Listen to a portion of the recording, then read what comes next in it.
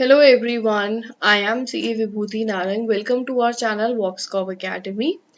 आज की वीडियो में मैं जीएसटी का एक नया टॉपिक जो कि जीएसटीआर 2B है. ये भी एक ऑटो पॉपुलेटेड रिटर्न है जीएसटीआर 2A की तरह.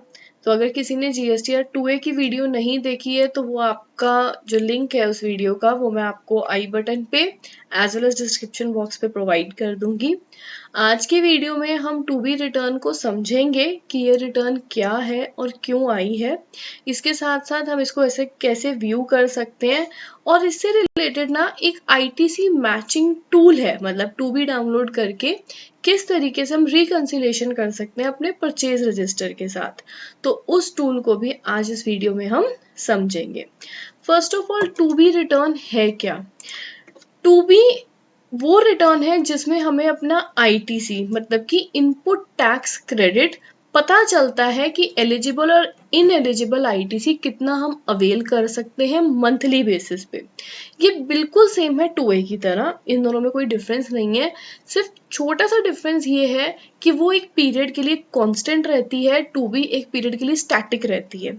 स्टैटिक इन अ सेंस जैसे 2A की अगर मैं बात करूं, कोई पर्सन कोई सेलर अगर क्वार्टरली रिटर्न फाइल करता है तो एक क्वार्टर एंड होने के बाद जब वो रिटर्न फाइल करता है, सपोज करते हैं जैन फेब मार्च का क्वार्टर है, तो जनवरी का जो इनवॉइस है वो जब तक अप्रैल में अपनी रिटर्न फाइल नहीं करता तब तक वो जनवरी के मंथ में रिफ्लेक्ट नहीं होती.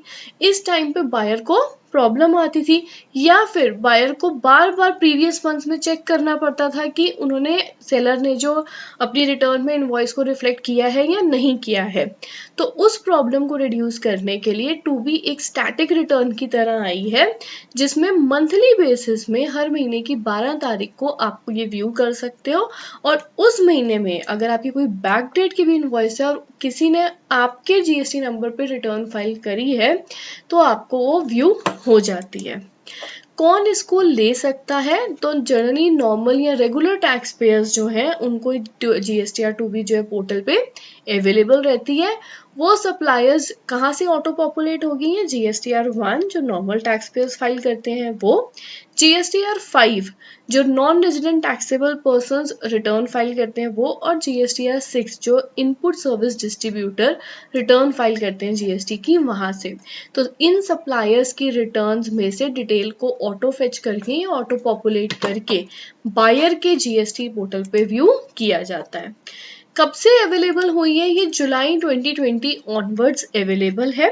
उससे पहले 2B नहीं थी. तो जुलाई 2020 के बाद के आपके जितने भी टैक्स पीरियड्स हैं, जितने भी टैक्स मंथ्स हैं, उसमें ये आपको पोर्टल पे अवेलेबल होगी और हर महीने की 12 तारीख तक ये आपको मिल जाती है आपके पोर्टल पे.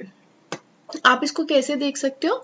नॉर्मली जैसे हम लॉगिन करते हैं, जीएसटी के पोर्टल पे जाना है, लॉगिन करना है, सर्विसेज के टैब में रिटर्न डैशबोर्ड में जाके आपका रिस्पेक्टिव फाइनेंशियल ईयर और जो भी टैक्स पीरियड या टैक्स मंथ आप व्यू करना चाहते हो उस पे जाना है. यहाँ पे आपको दिख जाएगी auto drafted ITC statement GSTR 2B. ये भी ओनली फॉर व्यू पर्पस है, इसको भी आप एडिट नहीं कर सकते. तो आप यहाँ पे इसको व्यू कर सकते हो या फिर डाउनलोड कर सकते हो. तो व्यू करोगे तो जितने भी उसके अंदर B2B या अमेंडेड इनवॉइसेस हैं आपको वो टाइल्स व्यू हो जाती है. और अगर आप डाउनलोड के ऑप्शन पे जाते हो तो डाउनलोड करते टाइम वही आपके पास सिमिलर टू 2A या तो JSON या फिर एक्सेल 20 मिनट्स के बाद डाउनलोड फॉर्म में अवेलेबल हो जाती है. 2A और 2B में फर्क क्या है? 2A जो है वो एक डायनामिक है, मतलब वो मंथली बेसिस पे चेंज होती रहती है और बैक डेट में चेंजेस देखना कि हमारे सप्लायर ने अपलोड करी है इनवॉइस या नहीं वो थोड़ा सा डिफिकल्ट था. इसलिए एक कांस्टेंट या स्टैटिक रिटर्न 2B के फॉर्म में आई है जो हर मंथ बेसिस पे अवेलेबल रहेगी और चेंज नहीं होगी किसी भी फ्यूचर एक्शन ऑफ सप्लायर. मतलब फ्यूचर में अगर सप्लायर आपके जो अपनी इनवॉइस अपलोड करता है तो उसकी वजह से ये चेंज नहीं होती. फ्रीक्वेंसी मंथली बेसिस पे ये दोनों अवेलेबल होती हैं.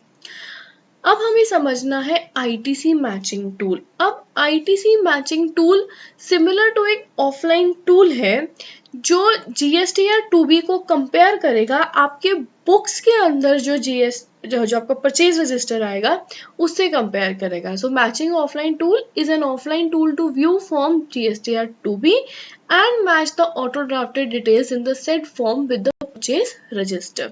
आप जब इसको डाउनलोड करोगे ना पोर्टल से तो आपको 2B टूल भी मिलेगा, मतलब वो एप्लीकेशन भी मिलेगी जब आप मैच करोगे, अलॉन्ग विद दैट एक परचेज रजिस्टर का फॉर्मेट भी मिलेगा। तो आप चाहो तो मंथली बेसिस में उसी फॉर्मेट के अंदर बनाते रहो और दोनों को पोर्टल पे अपलोड करके आप देख भी सकते हो। So therefore it helps them declare and in turn claim the correct and eligible amount of ITC when filing form GSTR 3B। तो 3B में आपको करेक्टली कितना ITC अवेलेबल है वो भी क्लैरिटी इसके थ्रू आ जाती है। डाउनलोड कैसे करोगे? आपको सिंपली जीएसटी के पोर्टल पे जाना है, डाउनलोड्स के ऑप्शन में लेफ्ट साइड पे ऑफलाइन टूल में मैचिंग ऑफलाइन टूल, इस पे क्लिक करना है। डाउनलोड का ऑप्शन आएगा, उस पर क्लिक करोगे, वो पूछेगा are you sure you want to download this utility, तो आप प्रोसीड कर देना। प्रोसीड करके एक जिप फाइल आपके पास नीचे बन के आएगी। जिप फाइल को ओपन करोगे तो जो ये एप्लीकेशन वाली फाइल रहती है ना फोल्डर के अंदर, उसको ओपन करना है। ओपन करते ही ब्राउज करोगे अपनी डिजायर्ड लोकेशन जहाँ इसको सेव करना चाहते हो।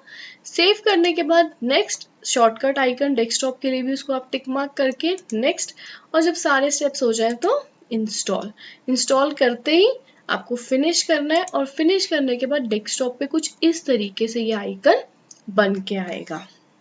अगर मैं डेस्कटॉप पे बात करूं तो ये वो जिप फाइल थी, ये वो फोल्डर था जो इस जिप फाइल के अंदर से निकला था। इस फोल्डर के अंदर आपके पास ये वाली एप्लीकेशन है जो अभी मैंने सिस्टम में इंस्टॉल कर दिया है, और ये है आपका वो परचेज रजिस्टर जिसमें ना फॉर्मेट रहेगा कि आप अपनी बुक्स में जो आईटीसी लेते हो वो इस फॉर्मेट में अगर डालोगे तो जो ये ऑफलाइन टूल है, मैचिंग टूल है, ये वाले परचेज रजिस्टर को जब हम उस पर अपलोड करेंगे तो वहां पे जो भी डिफरेंसेस रहेंगे ना वो शो हो जाएंगे। ये परचेज रजिस्टर कुछ इस तरीके से दिखता है। आपको अपना जीएसटी नंबर डालना है, ट्रेड लीगल नेम, कौन सा फाइनेंशियल ईयर है और कौन सा टैक्स पीरियड है, फिर सप्लायर का जिससे आपने परचेज किया उसका जीएसटी नंबर, उसका ट्रेड या फिर लीगल नेम, कौन सी टाइप है इनवर्ट सप्लाई की, मतलब B2B है या डीम्ड एक्सपोर्ट है, SEZ है विद पेमेंट या SEZ without payment, document type कैसा है, मतलब इनवॉइस है, डेबिट नोट है या फिर क्रेडिट नोट है, उस डॉक्यूमेंट का नंबर क्या है, कौन सी डेट को वो इनवॉइस आई, taxable value, IGST, CGST, SGST और सेस। एक नॉर्मल फॉर्मेट है, आप डेली बेसिस पे भी चाहो तो अपनी परचेजेस को बुक्स में इस तरीके से रिकॉर्ड कर सकते हो। अब हम उस एप्लीकेशन को एक बार ओपन करके देखते हैं। इस तरीके से ये एप्लीकेशन आपके सामने ओपन हो जाएगी। ओपन होने के बाद यहाँ पे मैनेज प्रोफाइल, अगर आप फर्स्ट टाइम अपना रजिस्ट्रेशन कर रहे हो तो ऐड प्रोफाइल करोगे। ऐड प्रोफाइल करके आपको अपना जीएसटी नंबर, ट्रेड या लीगल नेम, और आप SEZ यूनिट या डेवलपर हो या नहीं, तो येस या नो, जनरली आंसर नो ही रहेगा, तो उसको आपने यहाँ पे मतलब सेव कर देना है और ये आपका यहाँ पे रजिस्ट्रेशन हो जाएगा। उसके बाद आप क्या कर सकते हो, जब आप ओपन करोगे, मैंने यहाँ पे एक करके रखा था फाइनेंशियल ईयर और टैक्स पीरियड सेलेक्ट करके आपको प्रोसीड करना है।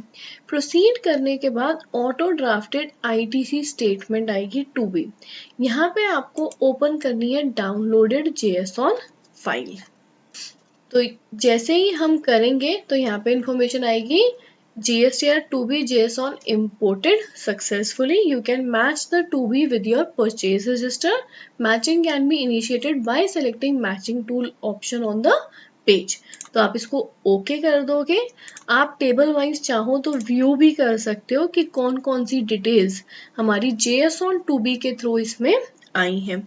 फिर आप क्या कर सकते हो, मैचिंग टूल में जाओ और एक्सेल या CSV, तो हम यहाँ पे इंपोर्ट करेंगे परचेज रजिस्टर में जो हमने अपनी बुक्स में मेंटेन किया था, जैसा परचेज रजिस्टर का फॉर्मेट अभी दिखाया था सेम उसी तरीके से इंपोर्ट करेंगे। ये इंपोर्ट होने के बाद कितनी नंबर ऑफ इनवॉइसेस थी एक्चुअली परचेज रजिस्टर में वो आपको यहाँ व्यू करने के लिए मिल जाएगा। अब आपने यहाँ पे क्या करना है, इसको मैच करने के बाद अब आपके पास कुछ परम्यूटेशन एंड कॉम्बिनेशन आएंगे, वो कुछ इस तरीके से हैं। या तो आपको मिलेंगे सातों के सातों पैरामीटर्स मैच होंगे, एग्जैक्ट मैचिंग जिसको बोलते हैं।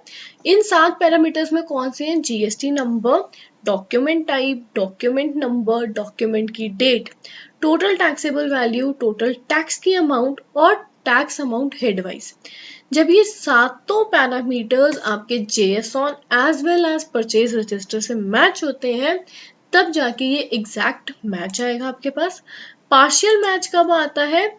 जब the match result is classified into partial match where GSTN and document type match, but there is a mismatch is only one parameter among the following listed parameters. इन 5 में से कोई एक parameter अगर match नहीं करता तो आपका पार्शियल मैच होगा। प्रोबेबल मैच कब होता है? जब सीरियल नंबर 1 या 2, if there is mismatch in only one parameter listed parameters at serial 1 2, इन दोनों में से कोई एक और बाकी सारे 3 to 7 मैच कर जाए तो वो आपका प्रोबेबल मैच है। और किस टाइप की दिक्कत हो सकती है? 2B में है, परचेज रजिस्टर में नहीं है, ऐसी इनवॉइसेस, या वो इनवॉइसेस जो परचेज रजिस्टर में है और 2B में नहीं है। तो इस तरीके से आप चाहो तो अपनी इनवॉइसेस का रिकंसिलिएशन मंथली बेसिस पे करके चेक कर सकते हो, और इवन इसको आप इंपोर्ट भी कर सकते हो, मतलब एक्सपोर्ट कर सकते हो एक्सेल फॉर्मेट में अपने पास, right. So this was about the GSTR 2B matching tool. Also यहाँ पे रिफाइन मैच रिजल्ट का भी ऑप्शन है, तो आप टॉलरेंस लिमिट या कुछ भी सेट करना चाहते हो तो वो भी कर सकते हो यहाँ पे जाके, ठीक है। तो इस तरीके से ये मैचिंग टूल आपका रिकंसिलिएशन के लिए मंथली बेसिस पे बहुत हेल्पफुल रहेगा। आज की वीडियो का जो ये टॉपिक था GSTR 2B, वो आपको मेरी वेबसाइट voxcov.com पर भी अवेलेबल रहेगा बेसिक GST के अंडर। आप चाहो तो practical training classes GST, TDS, income tax, payroll या फिर बैलेंस शीट फाइनलाइजेशन के लिए यहाँ पे रजिस्टर कर सकते हो। If you really like the video then please press the black thumb blue और subscribe to my channel for latest updates. Thank you very much.